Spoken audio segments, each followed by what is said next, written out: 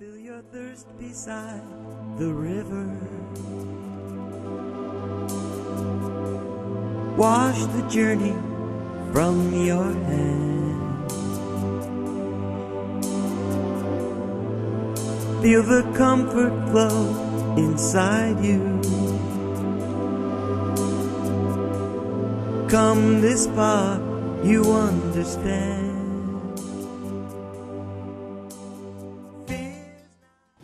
Hi, welcome to Healing Outside the Box. I'm Rosemary Lachance, an energy healer and spiritual teacher. Hi, and I'm Dee Scungio, a student of spirituality and also teacher. Tonight we are continuing our Life Explained series, which will give you food for thought information about spirituality based on the teachings of Hans Wilhelm from his series. We will play one or two different DVDs and then have dialogue about it. We encourage you to call or email or write NHTV with your questions, and we will answer them on the show or privately if you prefer. This is not a religious show, and no matter what religion or belief you follow, the information we give you will only enhance your beliefs. We do not try to convince you of anything. The series is recorded and will be shown in your area on your local public service cable network. Please contact them for dates and times. And if you have a group that you think would be interested in what we have to offer, we are available to come to your group and teach. We will have contact information at the end of the show. And please visit Rosemary or Hans's website, where you'll find a wealth of information about the show and the series. Our shows are now available to watch on YouTube for free. Just go to YouTube and type in Healing Outside the Box and make your choices. We're constantly adding new shows, so please keep checking back. We're also on Facebook under Healing Outside the Box.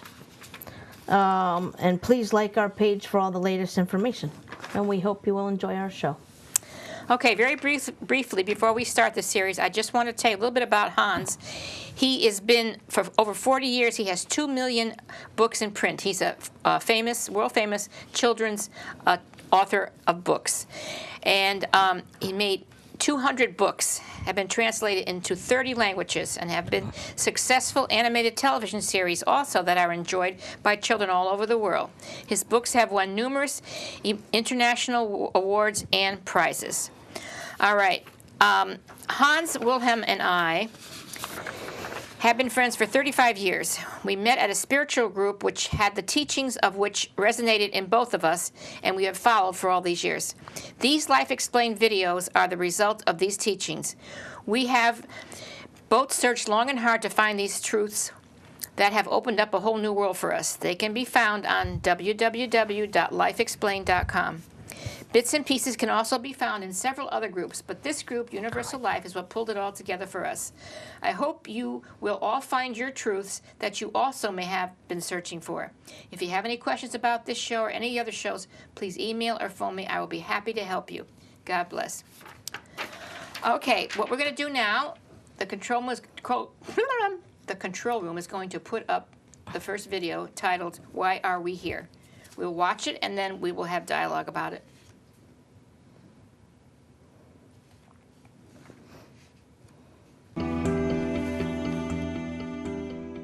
Hi, I'm Hans Wilhelm.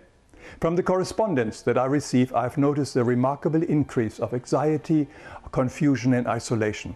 For this reason, I would like to summarize the information that I share in the various videos in the Life Explained series. I would like to remind us why we are here on Earth. As always, I do not wish to convince anybody. Just listen with your heart, and I wouldn't be surprised if you might find that deep down you have known this information all along.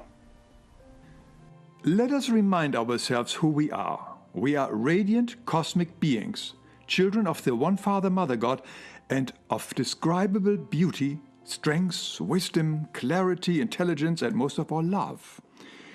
But something very dramatic happened eons and eons ago. A small group of these spiritual beings, also called angels, had left their home, the pure heavens.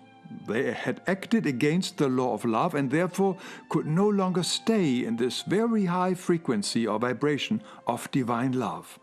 Over time, most of these beings, whom we now call souls, have seen their error and are now on their way back home to the pure heavens, to God. It is the famous return of the prodigal son. This return is a slow pilgrimage through the various spiritual purification spheres that surround the pure heavens. These are vibrational spheres, from the lowest vibration, which includes the material cosmos, here we have a planet Earth, up to the highest vibration, which is love, our true home with God. The mystics speak of 7 major levels, which all have 7 sub-levels, but there are no strict divisions between these levels. They flow into each other just like the colors of the rainbow. Chances are that you and I were among these rebellious souls. By having turned away from the law of love and through our selfishness, we have created over time a heavy soul burden that we now need to undo to become lighter again and to be attracted back to the high frequency of pure heavens. So for our example, let us assume that our burdened soul has the development and vibration that still matches, let's say, the 2nd level of these spiritual purification spheres. Life on this spiritual level does not appear all that different to life here on earth. As eternal beings, we have our own identity and we continually interact with souls of same or similar vibration. On this level, we are given a lot of teaching and education to help our soul to progress. But it is a very, very slow progress. The reason for this is very simple. When we are surrounded only by like-minded people like ourselves, we do not see or even conceive other possibilities, and our horizon, as well as our love potential, stay rather limited. So to speed our spiritual development up, we were given a very intense training ground. We can also call it a school or college. That is planet Earth. Planet Earth is here on the lower material cosmos. Earth has a very unique property that allows souls of all different stages of development or vibration or background or belief system and so on to incarnate together in one place.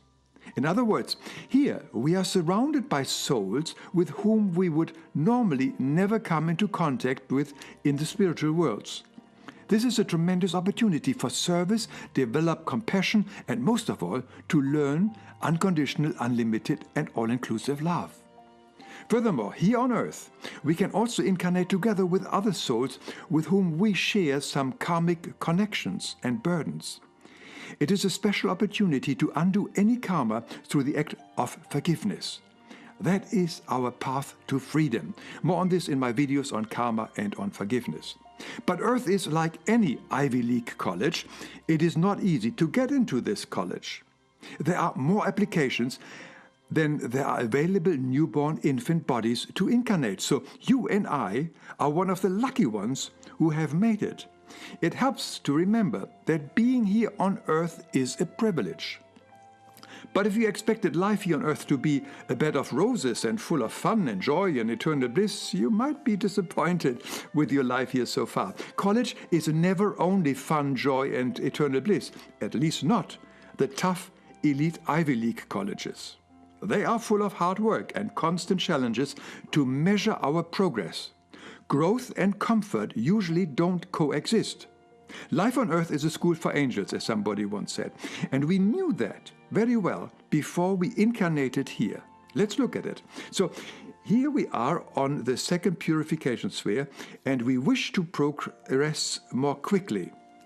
Once we have decided to incarnate to Earth, we are prepared by our guardian spirits and carefully informed about our upcoming incarnation. Our soul then searches for the ideal suitable conditions, environment, and human body here on Earth. There is more on this in my video on life before birth. As our soul incarnates, it goes through the veil of forgetfulness. This often causes us to think that we are the only one who matters here on Earth. Does it sound familiar?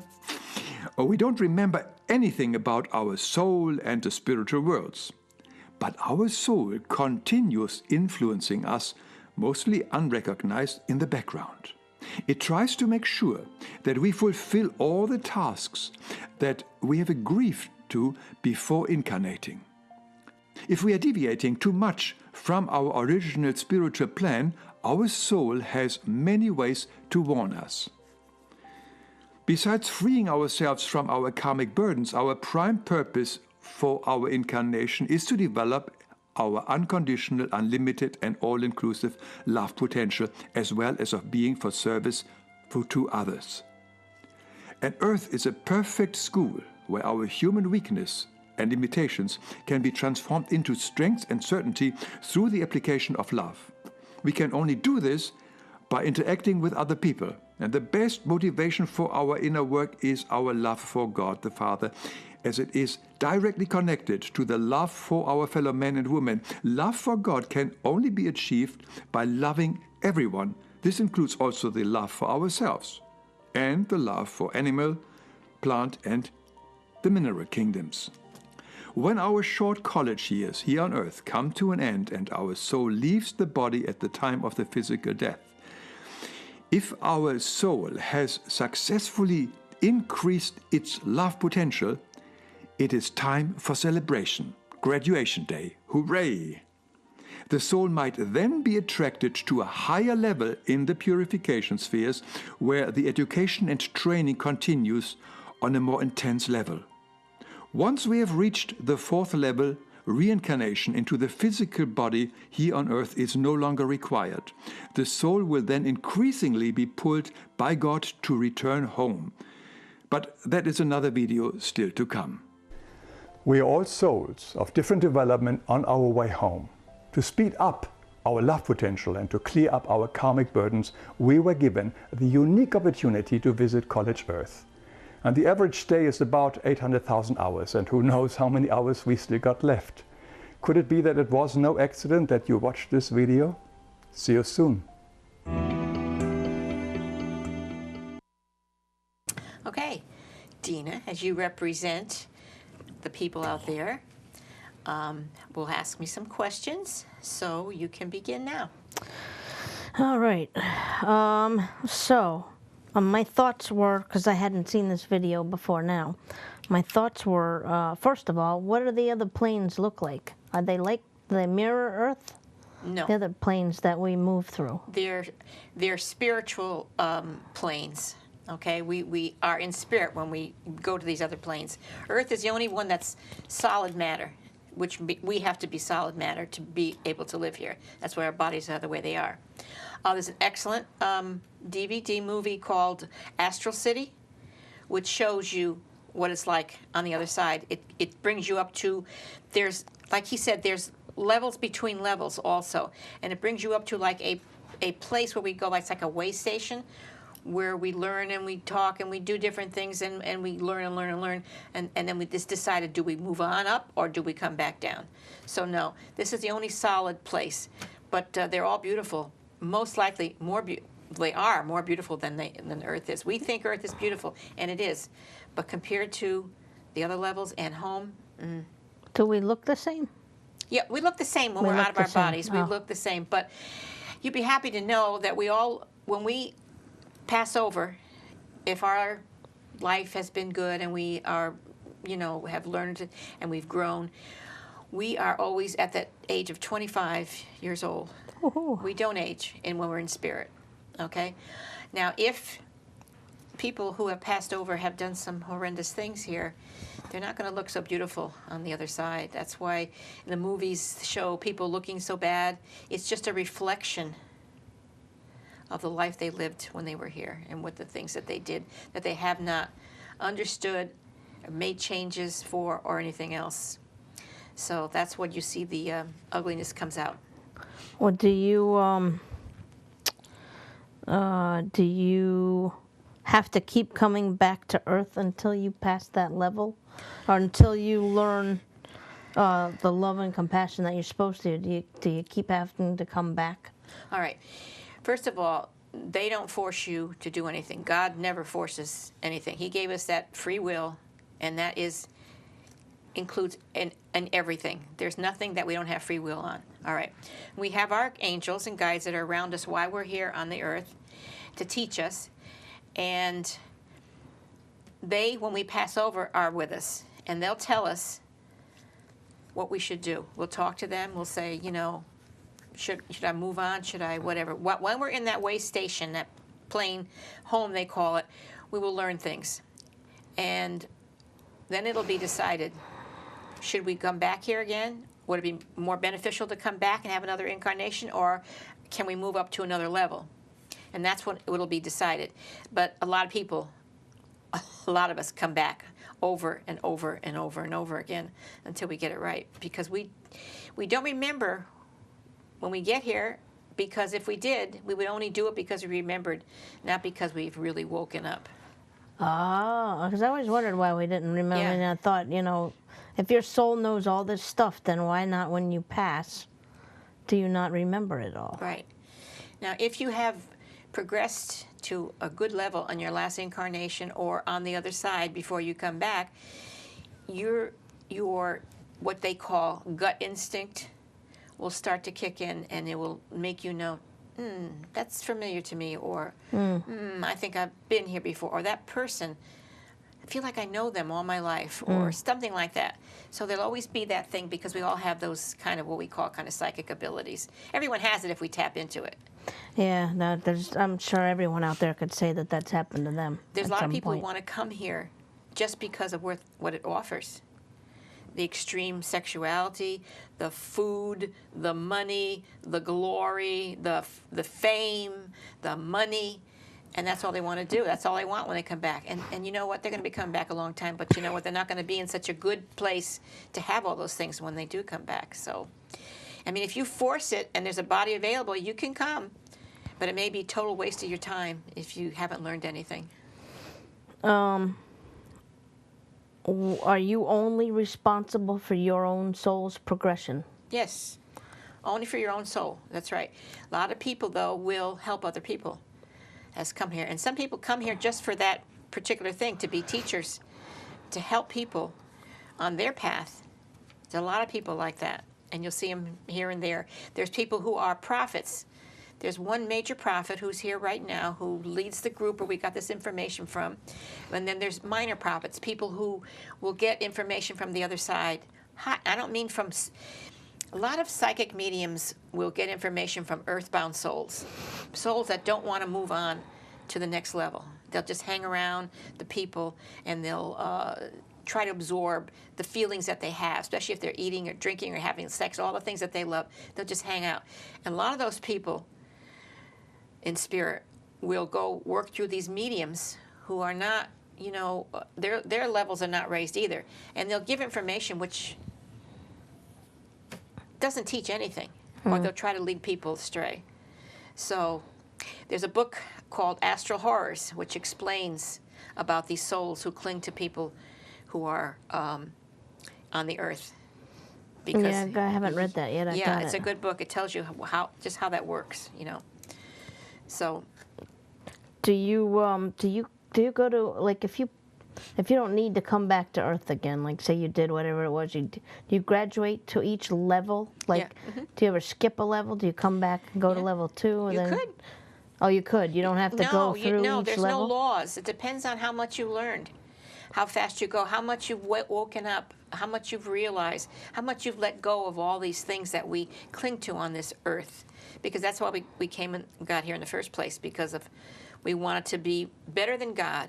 We wanted to be gods, and it doesn't work that way. So that's why we had come down. A revolution started, and we fell. So what happens to people who don't, they don't, like, you know how every once in a while there are families out there whose, you know, child was killed by somebody or whatever, and they want the fullest extent of the law and the person, but yet there are some people out there who say, you know, well, I forgive you for what you did.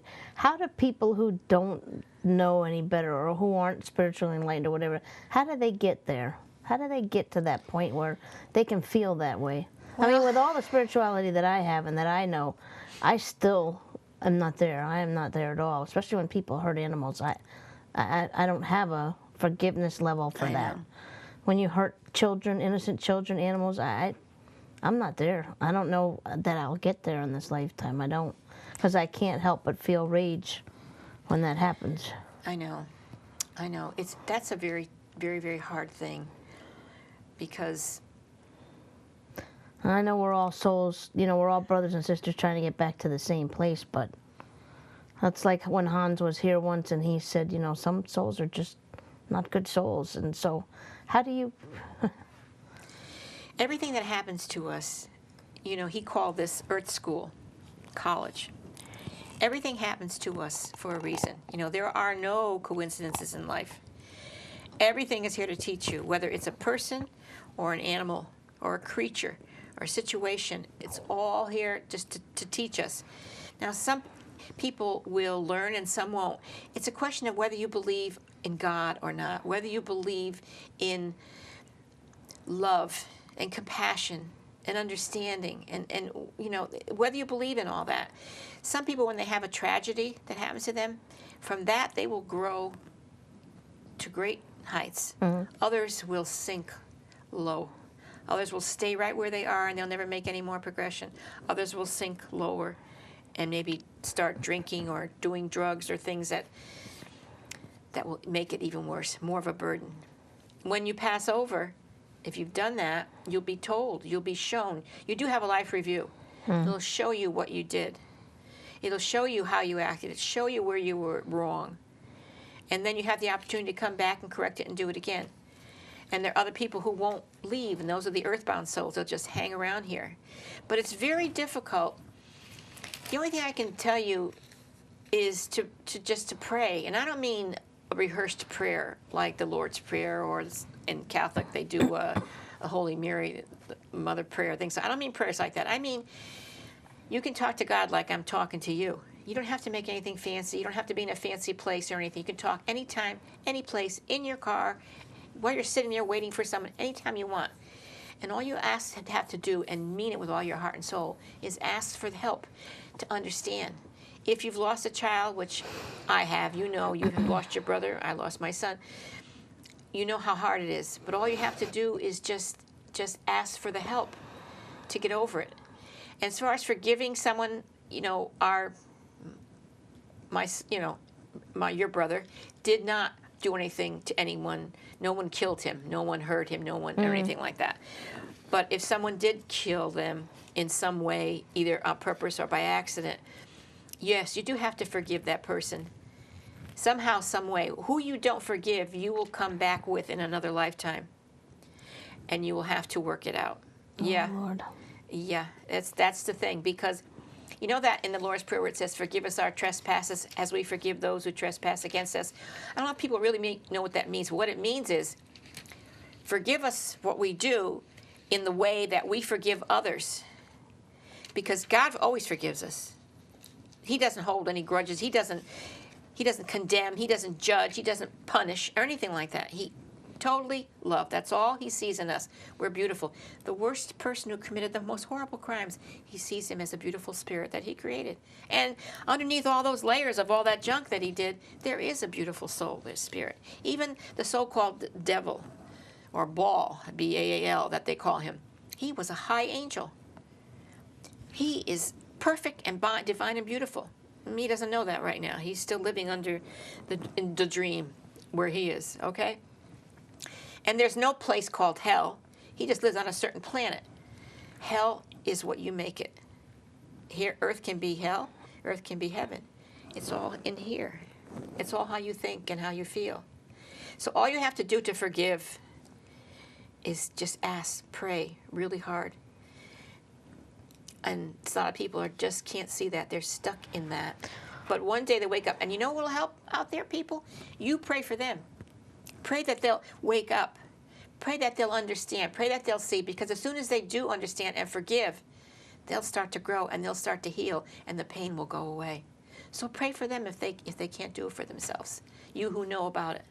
Prayer is, just keep praying. Send them lots and lots of light.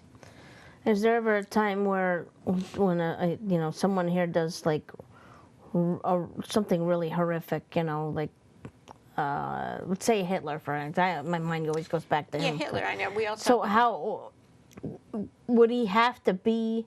Would he be sentenced to be reincarnated and start over, or would that still be a choice? It's still a choice. It's still a choice. Oh, it's still a choice. But it takes much longer on You're the never other side. sentenced, because that would be God making a judgment. God doesn't make a judgment. But how does how does a soul come here with such darkness? Because it's free will. And if there's a parents who match that darkness, then he will incarnate into that. But if we all came from this plane of love and home love that he's saying, how do you get incarnated to earth with such a darkness in your soul where you can kill people, kill children, kill animals, and not feel anything? I mean, how do you get there from? Somehow this has turned off in you. You know, Earth is going to be around for a long, long time. But when it does finally end, there'll still be souls who will cling, even as Earth bursts apart, which is what it'll do in the finals. They'll cling to pieces of it. And those people will have to go back through the nature, the mineral kingdoms, the animal kingdoms. We all did that before we became humans. We all were grass and trees and flowers and things like that. Then we were all little creatures, bugs, and then we were all animals, and then we became humans. We had to go through that because they're all our brothers and sisters too. The animals are. The creatures are spiritual parts, part souls. But we had to know, in order to know how they feel, we had to experience it. There's nothing like experiencing. So, brings me back to that. When you come back, you've decided on the other side that you want to learn this. You're going to feel and go through the same situation that you put someone else through, so that you can see how it feels. I'm not going to come back as a spider, am I? No, you never regress. We never go backwards. We'll always be humans. But even on the other side, I didn't kill that many. On the other side, if a soul doesn't want to incarnate and make up for it, then they'll be shown on the other side the pain they say. Hunters, that's all I can think of. They shoot a deer, but they miss, and they wound him, and the deer runs through the forest, and he's bleeding, and he's going to die, and he's suffering. The person who did that will feel that suffering on his own person. And when they say fires of hell, what they really mean is, when we're here and something bad happens to us, we can cry. We can scream and yell. We can go out and get ourselves a hot fudge sundae or do something, buy a new hat, anything to make us feel better. There isn't any of that there. So you can't even cry. You will just sit there and feel the sorrow and the agony of the animal and what you did to them. Or if it's a person and that you hurt and killed, and you'll feel the agony of the parents if it's a child, or the mate or something. The only way that people will learn, a lot of them, an awful lot, is by experiencing it themselves. That's the only way, So that's how we learn. It's all perfect. God has it all perfect the way it works.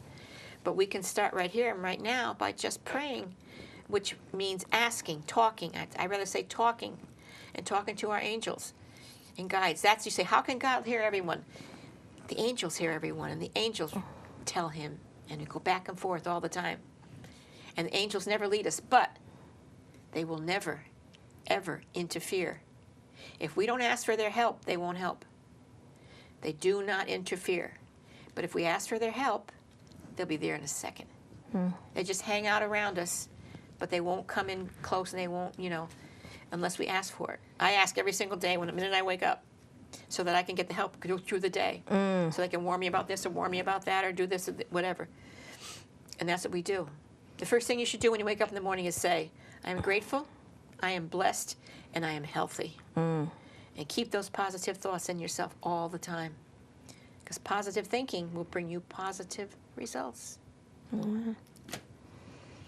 Anything else? That's it. That's all I got. No other questions you have? Not right now. All right, then we will show the second DVD, which is all about animals.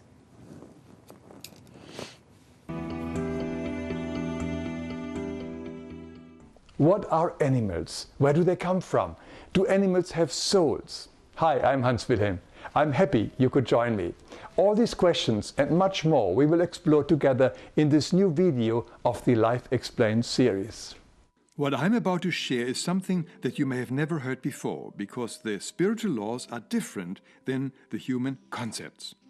To find the origin of animals, we have to go back to our spiritual home, the pure heavens, where the process of creation started.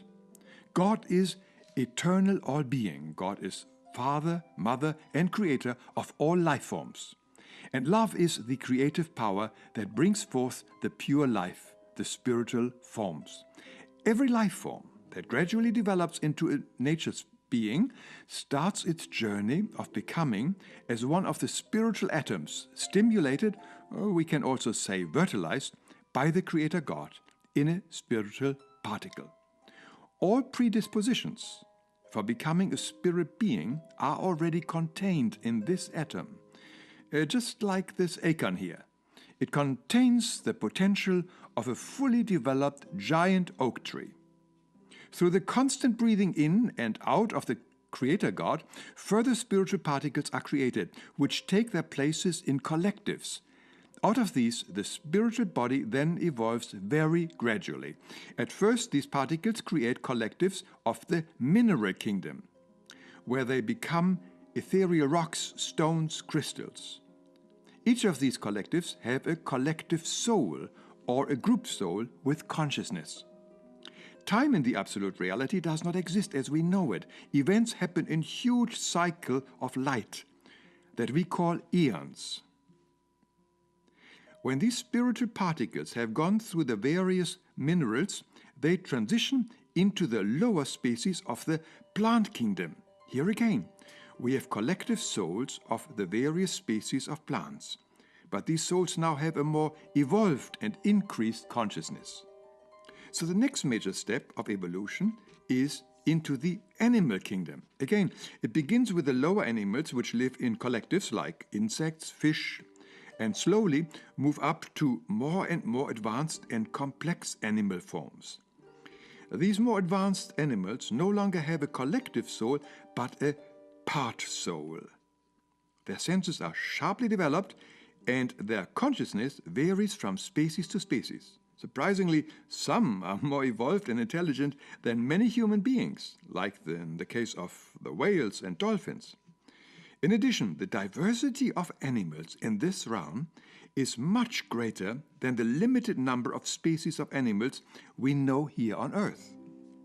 So the next evolutionary step is the kingdom of the nature spirits. Some call it the Devic kingdom. These nature spirits are the caretaker of all the lower life forms, like the animals, plants, and minerals. They guide, protect, and nurture. They are the gnomes, the fairies, the devas, and so on. Their expression of love is the service to others. Thus, their consciousness is developed further. Once this part soul has grown through the experience of various nature spirits, it finally can be attracted to a couple of fully evolved spiritual beings. It now becomes a pure spiritual being, a son or a daughter of God, a beautiful, perfect being of eternal youth and vastly expanded consciousness, as it can communicate with all other life forms, because it carries their essence in them by having once been all of them. Furthermore, these spiritual beings now have God's greatest gift, a fully developed free will.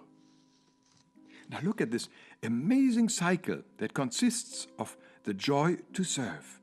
The highest evolved beings are serving the lower life forms, as the lower life forms serve the higher life forms. This is a cycle of love and service. Can we now see that all these life forms, particularly the animals, are in actuality our little brothers and sisters on their way of also becoming perfect spiritual beings? This whole evolution that takes place is a gentle progress from one level to the next. There is no such thing as the brutality that Darwin offers in his theory of natural selection. And the creationists don't have it right either. It didn't happen in 6 days or a few thousand years ago, and it also didn't happen here on Earth. Animals never evolved here on Earth, but they merely adapt, just like humans adapt to living in extreme climate zones or in high altitude. Naturally, here in the pure heavens, All these life forms of the animal kingdom have an ethereal body without digestive organs, because they are continuously animated by the streaming life or love stream of God. Although we speak of ethereal bodies, it helps to remember that the spiritual realms are more real, more vivid than our material world. Our material world is only a pale reflection of the real universe of the eternal being. The absolute world where everything is self-luminous, because the eternal light radiates through all suns and planets, all spirit beings, animals, plants, and minerals. Now, eons and eons ago, a very small group of these perfect spiritual beings separated themselves from the pure ethereal heavens, from love, and burdened themselves through their selfishness. We call this event the fall. They fell into many levels of the fall spheres, which are outside of the pure heavens. One of them being our material universe with planet Earth, right down here. Now, you and I are most likely part of that small group, but God is love and always cares for His children. Out of pure love, many of the ethereal life forms of these kingdoms in the pure heavens also joined these fallen spiritual beings into the many worlds of the fall regions. Some of them incarnated here on earth to help us find our way back home to God. This is a total act of selfless love by these ethereal life forms. Humans cannot exist here without the assistance and companionship of the mineral, plant, and animal kingdoms. We couldn't breathe the air without the help of the trees. Or, as Einstein pointed out, we would die out within 4 years if the bees would disappear. Animals can live without us, but we cannot live without animals. To survive here in this very dense material vibration of Earth, these ethereal spiritual beings, who we now call human beings, over time developed a special space suit, which we call our physical body. By then, their access to the divine love stream was so weak that they had to find other sources of energy for sustenance. We call it food. But what kind of food? Right in the beginning, in Genesis, God said, "See, I have given you every plant yielding seed that is upon the face of all the earth, and every tree with seed in its fruit. You shall have them for food." Vegan is the ideal diet for all humans, according to the will of God. But over time, humans became more and more brutish. Their desires and lust and cravings grew. And they no longer saw the animals as their younger brothers and sisters, but made them their slaves, and they began to kill and eat them. But this was totally against the law of life, and the law of love, and the will of God. God even said, "Whoever slaughters an ox is like one who kills a human being." Christ, of course, did not eat animal flesh, and neither did his disciples.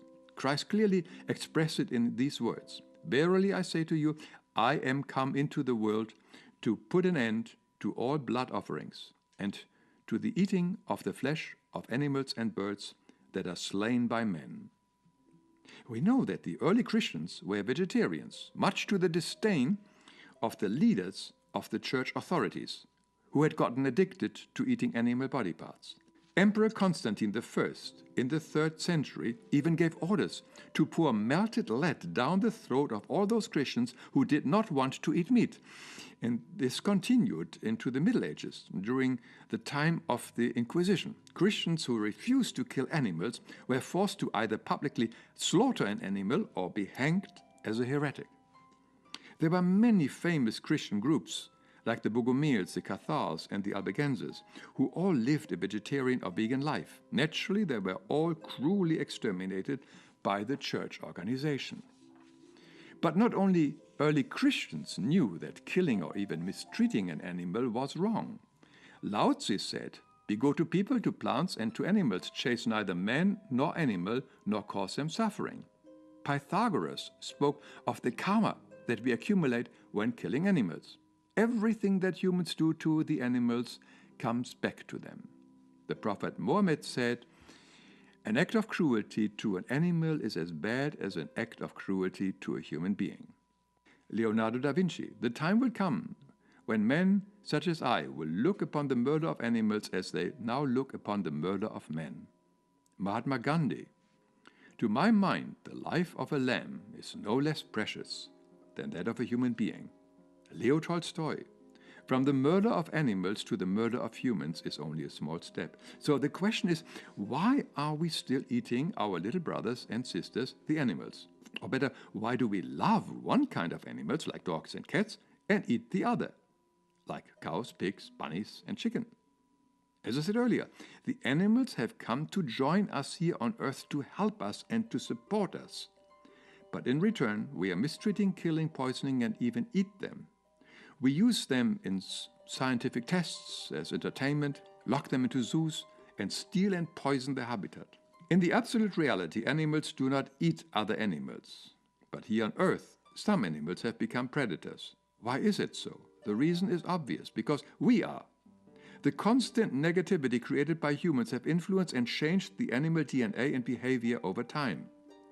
But as we evolve and stop eating meat and killing each other, the animals, too, will also return to their natural and more divine way of life. Many people are surprised to learn that all animals have emotions and intelligence, and many species are family-oriented. They love and care for their youngsters and mourn the loss of a family member or a dear friend, just like we do.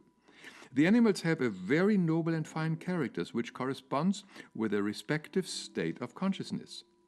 You can tell this is true by looking an animal in the eyes. Animals cannot create karma because they don't have a fully developed free will, but man does, and therefore man reaps what he has sown. A typical karma is an illness. It is a scientific fact that a meat diet is the leading cause of many illnesses and death.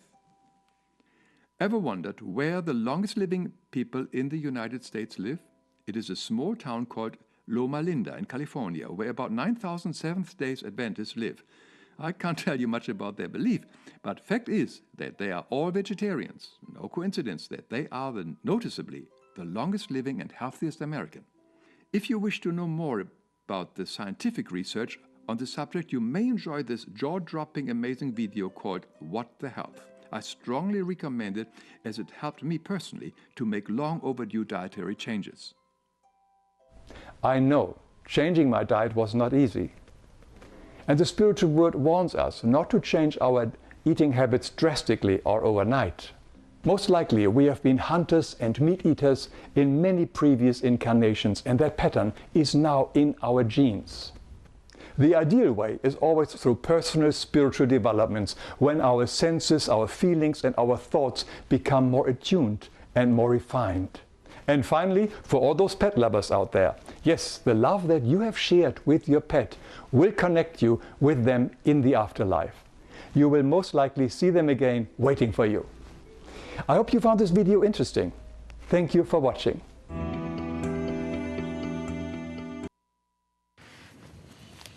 Well, that was nice. I haven't seen him do one on animals yet. I know. Yeah. I've been asking and asking. He finally did one. Let's see where to start. What is how do you explain part soul versus collective soul? Because I'm not sure I get that. A collective soul is all the plants, the weeds, all that kind of life, and the minerals, because they don't have, God created them, and their life, they are life, but they don't have they didn't give them a full soul. There was not necessary. They're for beauty purposes, and all the plants that give us the food, the trees that give us the apples and all that. They give that to us gladly. They grow, their fruit comes out, their vegetables, and they give it to us, and that's what we have to eat. They said, "Oh, we'll kill a vegetable, a carrot will die." No, the root is where the life is. If you cut it gently and you thank it for what it did for you, and then you eat it, whatever. But you don't just yank it out of the ground, or yank a flower off a bush, or chop the tree down when its sap is up. All those things, you treat it. And a part soul, the animals, are just below us in their, in their creation. So it's not like they'll never have the total consciousness that we have. But I swear, there's so many animals are much smarter than humans. And they sure as heck understand Much love smarter. and compassion. They do. Most of them. Yeah, Most of them. they do. The only reason animals... Domesticated animals. I mean, wild animals are still, Well, they act the way they do, as he said, and it's true, because of the way we act. They take their lead from us. When we eat other animals, they kill and eat other animals. If we stop doing that, when the whole world stops, which will one day be a vegan world, the animals won't do that anymore either. I've had arguments with people that say that humans learned from the animals. Because the animals will kill The opposite. all the people who are the meat eaters who believe in, all that kind of stuff are like, and they hide behind the circle of life, Oh, it's a circle of life. Smaller, the lesser of the chain gets eaten, the lesser of the chain gets killed, blah, blah, blah. And They got that from man. The least powerful of the men will die under the powerful men, and it's still going on today. All right, and it was way back in those centuries. Oh, it was a horrible, cannibalistic world, and we don't even know the horrors, or we don't remember them. I'm sure we lived through them. That has happened. That's the way people treated each other. But no, we learned from the animals. Okay, they only do that. Negative thoughts are more powerful than people think. They circulate the world. They cause the weather patterns to go crazy. They cause people to do terrible things. They cause the animals to do terrible things. People don't know how much our thoughts influence ourselves, each other, and this whole world. Very, very powerful.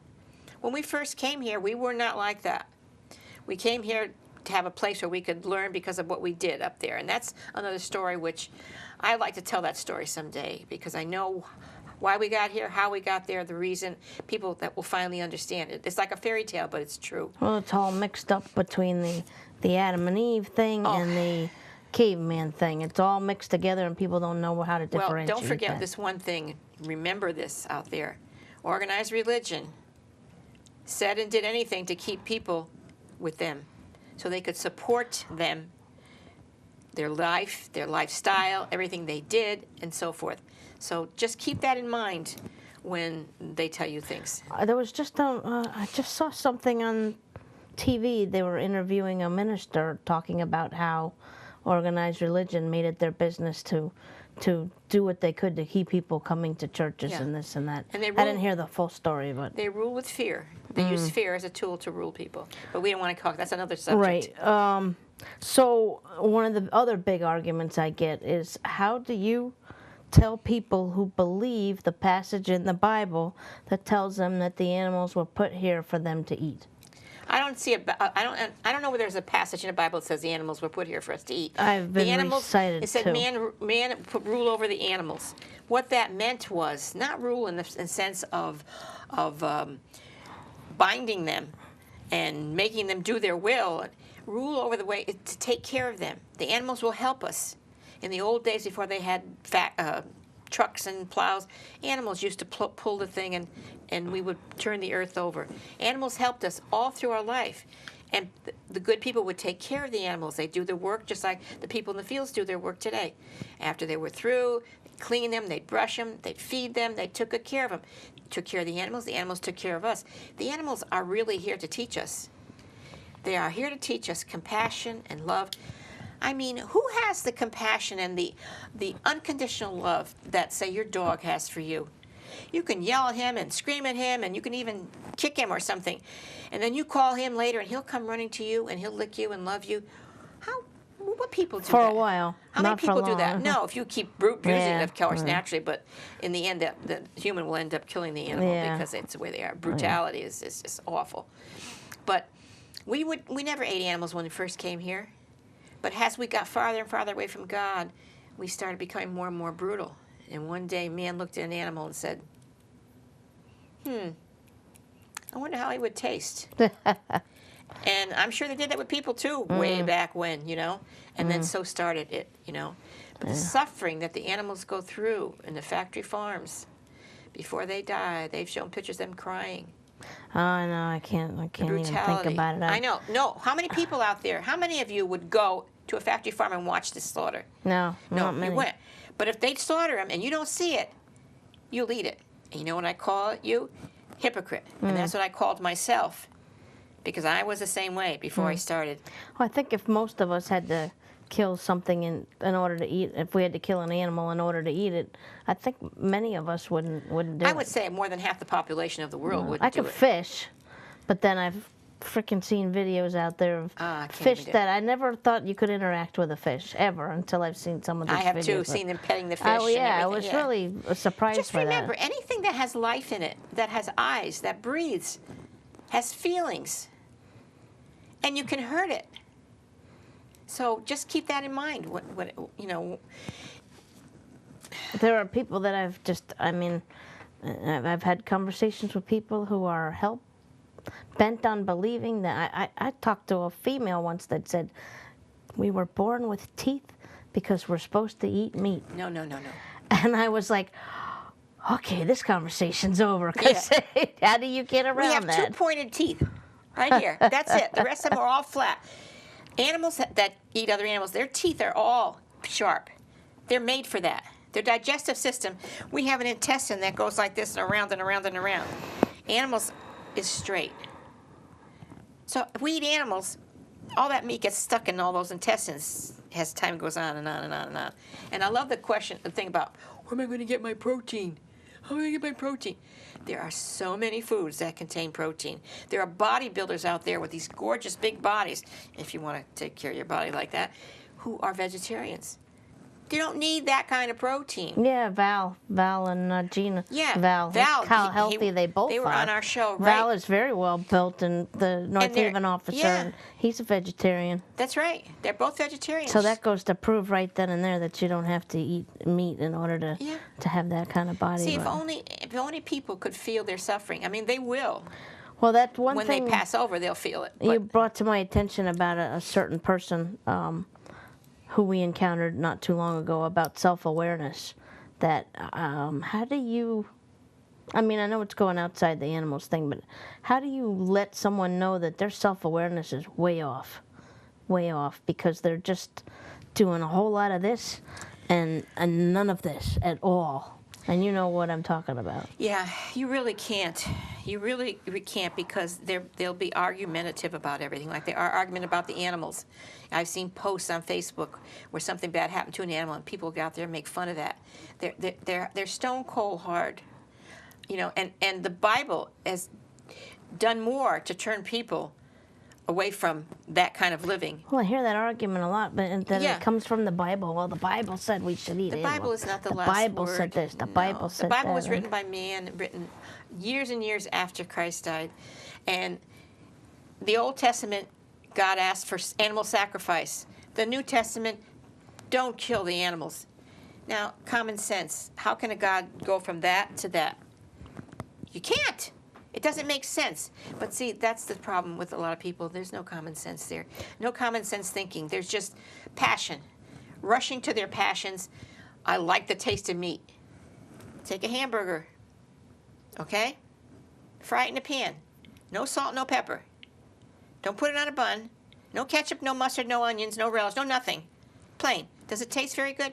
No, it doesn't taste very good. What you really like is all the stuff that goes on it. Face it, do it this way with the garlic and the oil. We'll fix it this way, and we'll fix it that way. I'll tell you what, those new Beyond Burgers, the vegetarian one, made out of the pea protein, they're excellent. There's so many great really substitutes. Good. Yeah. But then there's also the animals that they experiment on. Yeah. They go through horrendous. I have a very difficult time talking about that. Diseases and make them suffer. I watched a video about the animals. As a matter of fact, I watched, there was a part of the video that talked about how they dispose of, like all the animals that get euthanized because they can't find homes, and how they dispose of their bodies, and how actually the disposal, whatever they're doing, they're harming the environment by these mass killings of animals. Oh yeah. I mean, And the way they're doing it, injecting them with the chemicals and like Yeah. the blood and all, it's just massive. I mean, That's there's right. a lot of information about that. And then out they there. have the ones who they use for cosmetics and all kinds of things that they sell. They put the cosmetics in their eyes and in their nose and their mouth to see how they Yeah. for people, because they just want to, I'm sorry folks, cover their ass for lawsuits, okay? And if they made the thing decent in the first place, they wouldn't have to do that. Then there's the animals they skin alive for their fur so people can look fancy. I mean, it's a man who is a slave to his passions, all right? A slave to his vanity, a slave to his ego, and the animals suffer because of it. We should always remember to buy products that are cruelty-free as often as possible. There are so many cruelty-free shampoos and soaps and all different kinds of things out there that aren't tested on animals. And Right. I mean, you know, if you're someone who has a enlightened thinking and you want to move in that direction, there's a lot of that out there. And when you wear fur, you're wearing a dead animal on your back. Yeah. When you're eating animals, you're eating a dead piece of flesh laying in your plate, and you're putting that in your body. What good can that body do? Animals have been given all these pesticides and hormones, and they're fed with feed that's full of soy, wheat, and corn that's GMO. Who knows what's going to happen down the road? All right. Well, it's time to say goodnight. There's so much more I want to say about this because that's my passion, It's as tough. you know, and it's beginning to be your passion. And remember, folks, what he said, if you decide to go that way, don't do it all at once. You cannot just say, okay, no more beef, no more pork. Slowly. One day a week, I won't eat a meat. Then you go a couple of weeks, I won't eat it for 2 days. And then 3 days. Do it like that until you can really do it. Okay? If you fall back, don't feel bad. Keep trying. If you fall off, get up and try until you can do this for yourself. It does your body good physically and spiritually, your soul. No, unfortunately, the world is centered around eating animals, I and know. so it's a big influence. Very difficult All right. to do. We have to give the contact information now. To contact me, Rosemary Lachance, my number is 203-627-7966. My email is whitebuffalo8@comcast.net. And my website, where you'll find a wealth of information about all this, is www.rosemarylachance.com. And for me, D Scungio on Facebook or Twitter, and also you can reach me at freewind1@comcast.net. And if you like us on Facebook, you can these shows, and we post everything that we can. And all the shows on YouTube, you can see there's almost 200 shows up on Facebook, and we're putting more up all the time that you can watch, and with all these things. And there'll be more shows to come, especially about this. And your cancer show reached how many? Oh, 86,000 people worldwide. Worldwide. The man who did You Can Heal Yourself, which he did with bone cancer, 86,000 around the world. You've gotten contacted from India? India, and yeah, England, everywhere. So it gets there. All right, folks, thank you for joining us with this series, and we'll have another one next month. You take care, and I wish you the best with this. Good night. Good night. Mwah.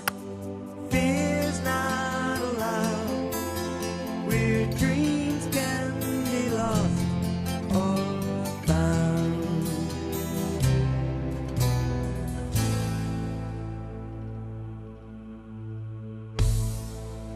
As you look out through the window,